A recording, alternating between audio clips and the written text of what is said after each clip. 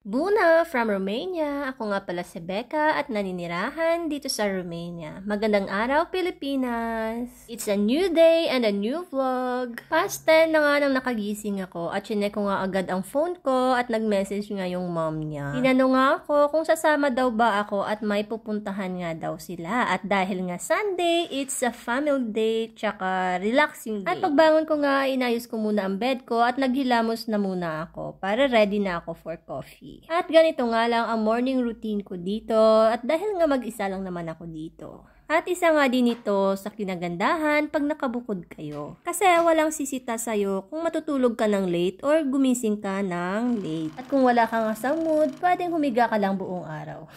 Chor. Pero totoo to ha, mas masarap at maganda talaga pag nakabukod kayo. At ready na nga ang kape ko at hindi ko na nga pinatagal ito kasi nga nagmamadali ako.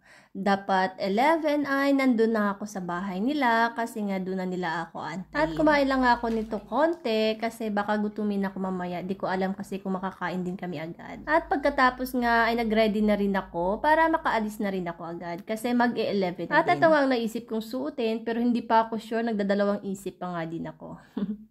And I'm using this perfume, Daisy from Marc Jacobs. So, ang ganda ng ligaya niya, no? Ang cute. At kada babanga niya or mag-visit siya sa akin, may dala yan siyang pabango. So, kinokollect ko na lang din sila kasi ang cute din pati ng mga lagayan. At nakaligtaan ko nga yung time. At 11:05 na nga ako nakalabas.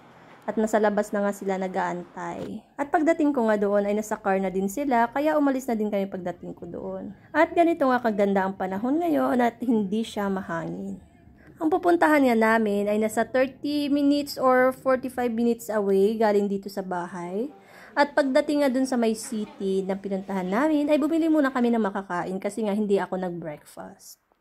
At dito nga kami bumaba sa may maraming bulaklak at ang gaganda nga ng mga bulaklak. Kung nakikita nyo, ayan, napaka-fresh. Ganito nga ang kinagandahan dito kasi pag mga ganitong season, pag pa-summer or spring, ang gaganda ng mga bulaklak nila dito. Ayan. Pero malapit na ang winter, next month, baka mawala na yung mga bulaklak. At after nga namin bumili, ay umalis na rin kami at nag-drive pa ng mga 10 minutes papunta dito.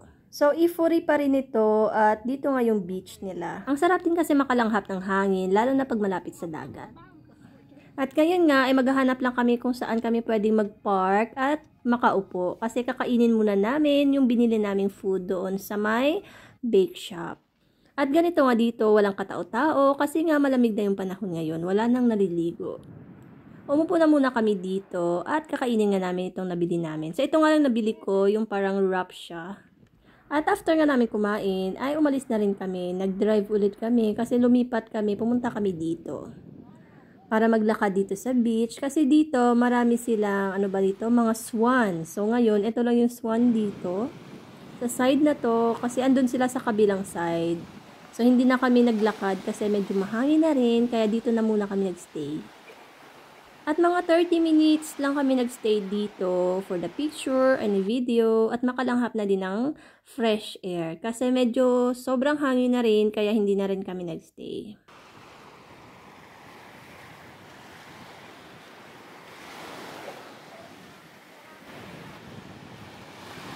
At pagkatapos nga ay dumiretso na rin kami pauwi. At hanggang dito na lang ang aking video. Thank you for watching. Bye!